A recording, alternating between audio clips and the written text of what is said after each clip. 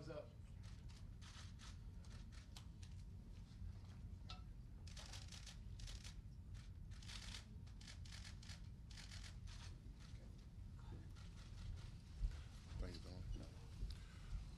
Wow, great looking room. I want to say thanks to everybody who showed up today. I want to say thanks to Mr. Snyder, Bruce, Schaefer, who spent a lot of hours and minutes and time for allowing us to be able to do what we've done the last couple of days and to bring a player like Landon Collins to the fold to make us a better football team. I did that yesterday and found out he's not worried about what football does for him as much as he wants to do for football. And I think that's important, and that's going to be a big reason for us. You're talking about a guy with leadership. We watched him for the last 4 years do what he do on the football field. We talked to a lot of people about him, and one thing we found out, I know I did yesterday, was everything that people said about him is true. He has charisma, he has leadership, but most of all, it's all about passion when it comes to football. So with no further ado, Landon Collins.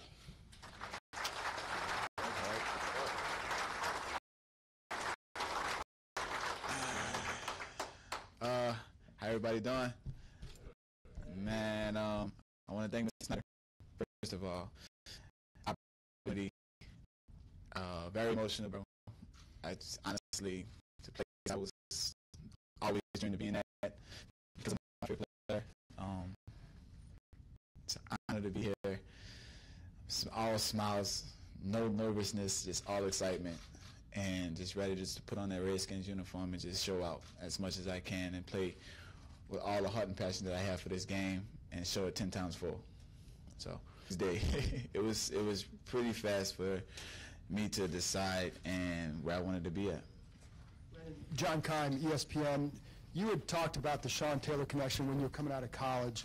Why was he so impactful for you, and did you actually think there would be a chance you would end up here at some point?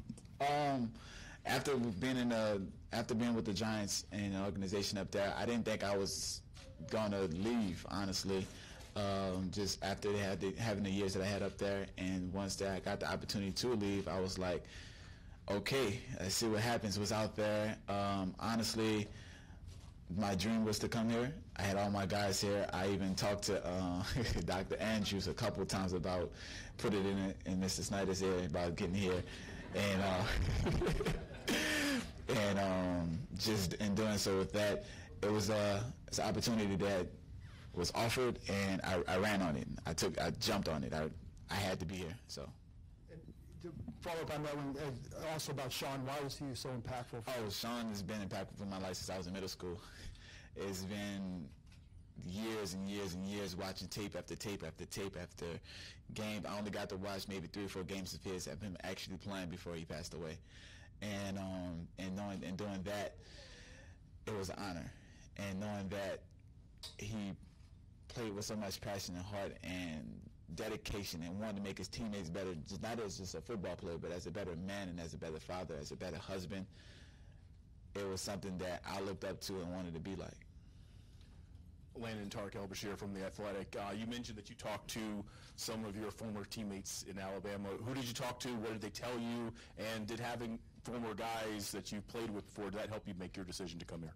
So I talked to the first person that hit me up was Ryan Anderson, literally the first person. Then right after that was Jonathan Allen.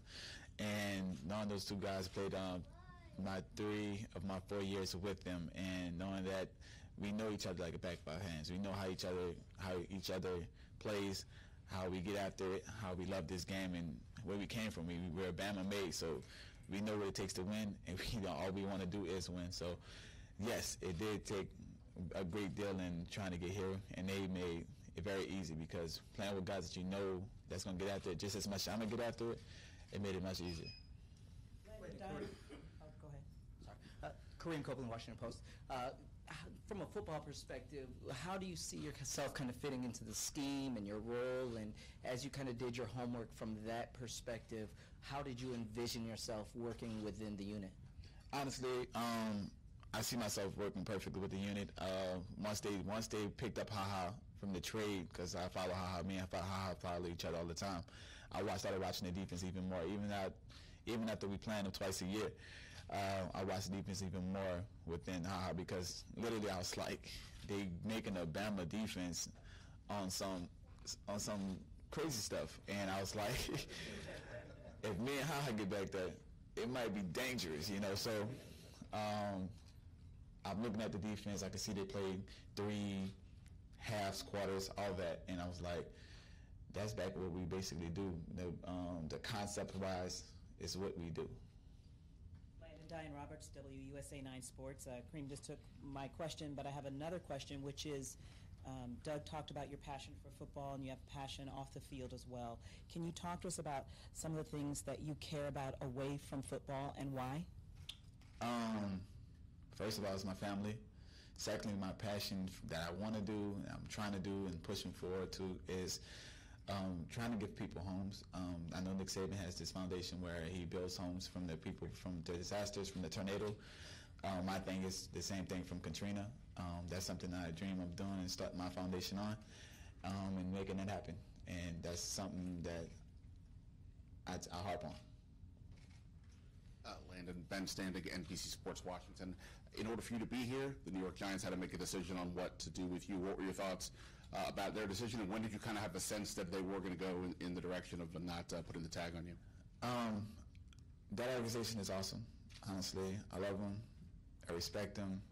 They gave me my first opportunity to play in the NFL.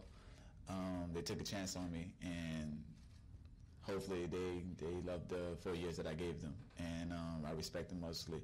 But when we was going through the turmoil that was going on up there, and all the craziness, all the trades, all the cuts, I was like, I don't think I'm here either. Once I saw a couple of guys that I was brought in with, it was like, I don't think I'm going to finish here either. No talks was going on, nothing was being said. I was just out there going day by day, practice by practice, handling my business, but at the same time, don't know what the future holds with the New York Giants, but I'm glad it happened, because now I'm in that burgundy and gold. Hey, Landon, Jay Kringstreifels of Redskins.com. When you look back to that first decision about where you were going to play football, it was Alabama, National Signing Day. I know there's been a lot made about how your mom wasn't exactly thrilled about that decision. What was her reaction to you making another big decision here and coming with the Redskins, and how has your family been a part of that? Oh, man. I called my mom and told her the news. All you could hear is screaming and shouting.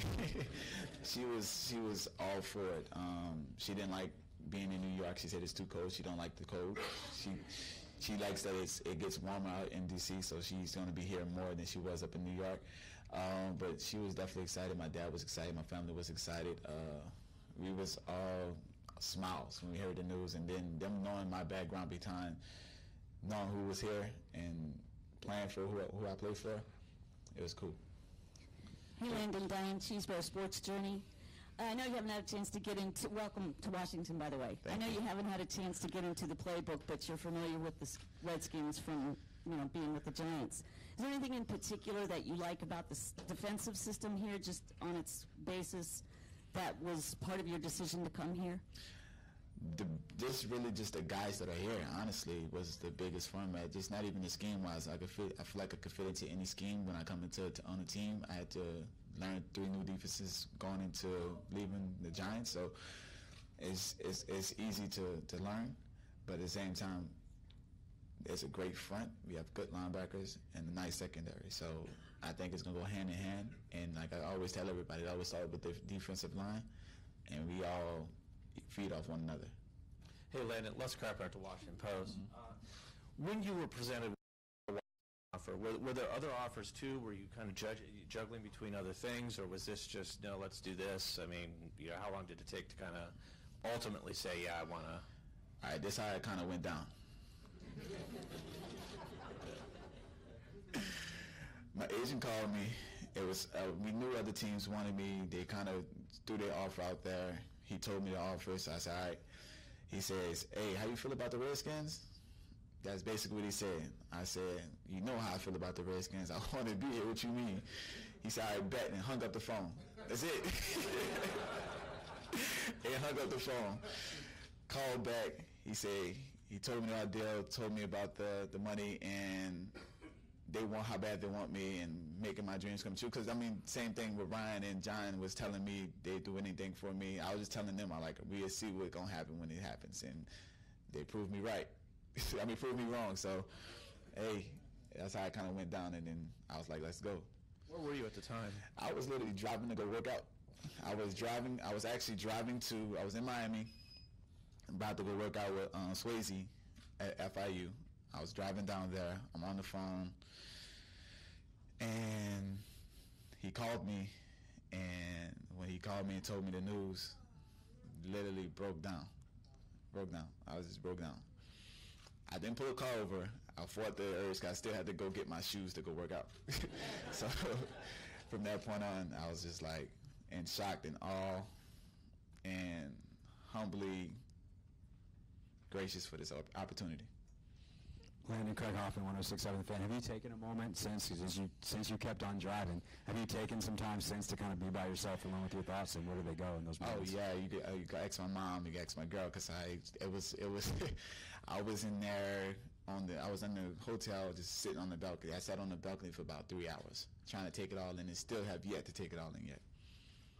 Outside of the Bama guys, who do you know on this team, and what do you think of some of the high-profile guys, a guy like Josh Norman, and you also get a chance to be a teammate of Adrian Peterson, who's going to be a Hall of Famer. What do you think about specifically those two guys? Those two guys, I love them. Josh Norman, I met a couple times throughout events, being in Atlanta, being in the Super Bowl before that. We had an event together down in Dallas, so I know him pretty well. He's a humble guy. I like him. His attitude is always to go and be the best he can be. Same thing with Adrian Peterson. That's a Hall of Famer right there. And I remember the first time I tackled Adrian Peterson, and he kind of gave me a head tap of acknowledgement, like, all right, you're real deal, you know. I was like, cool. And I can always remember the first time I saw him. I always remember the first time I saw him. It was open field. Again, we was playing Minnesota. It was me and him, open field, about 20 yards apart from each other. I swear I thought he was going to put his shoulder down on me, and I was ready for it. Literally, I was ready for it, and it didn't happen. He kind of veered off, and I pushed him out of bounds. So. Landon, David Aldridge with The Athletic DC. You know the personnel here, obviously, and you've looked at the scheme. What do you think your biggest strength is to this, coming into this unit with this personnel? My biggest strength is going to be leadership. It's going to definitely be leadership. I lead by example, and that's about it. We're going to have fun. I'll tell you that much. Hey, Landon, it's Chris Russell, 106.7 The Fan.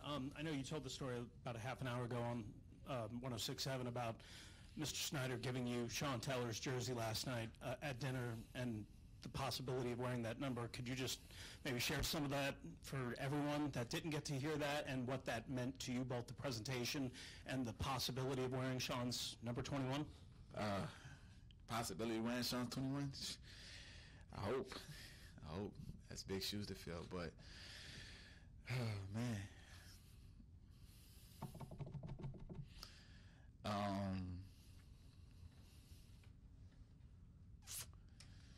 Dinner last night. We were sitting at dinner. Ms. Snyder had the gift right there, the box right there in the middle of the table. And I was like, what's in the box? He's like, it's a gift for you. I said, okay, cool. I can open it? He said, no, I'll wait for your mom and your girl to get here. I said, all right, cool. My son come up to me. I say, hey, son, I get my son. He's put him in my lap. I say, Cam, you want to open up a gift? He said, yeah. So he said, not yet. I said, all right. So maybe right after we get our salads, right, he stands up and tells me the story behind what's inside the box. We going through it. Can't tell you the whole story, but we're going through it, just giving out all this emotion, this passion behind it, the story between him and Sean, and telling me how he loved him as a son, you know, and saw him as like everything, you know. And when he told me that it was a Game 1 jersey signed by him in the box, instantly broke down. Instantly broke down, straight into tears. He handed the box over, tried to hand me the box. I couldn't grab the box. I couldn't move.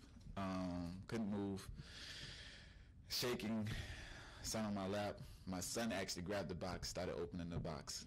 You know, kids don't open presents, no matter what. So he started opening the box. I'm still crying, still emotional behind it. My son pulls the jersey out of the box. I still can't touch the jersey, just staring at it the whole time. As the jersey right there on the table, everybody's kind of at the table quiet, just sitting there. I look at Ryan Anderson. He's at the table. I started shaking my head at him. He said, "Man, I should have told you it was in the box so you don't have to cry." So I said, so when we got up, once I kind of calmed down, it took me about a good 30, 45 minutes to calm down. I couldn't even eat. I had the salad right there. I couldn't even eat the salad. Took me a minute, but it's an honor, and I really appreciate that, Mr. Snyder. Really do. So, yeah, that's the story behind it. I think we're going to end it right now. So he'll be available for one-on-ones. Thank you so much. Thanks for the staff, everyone here from Redskins Nation. Thanks, Landon. That's it.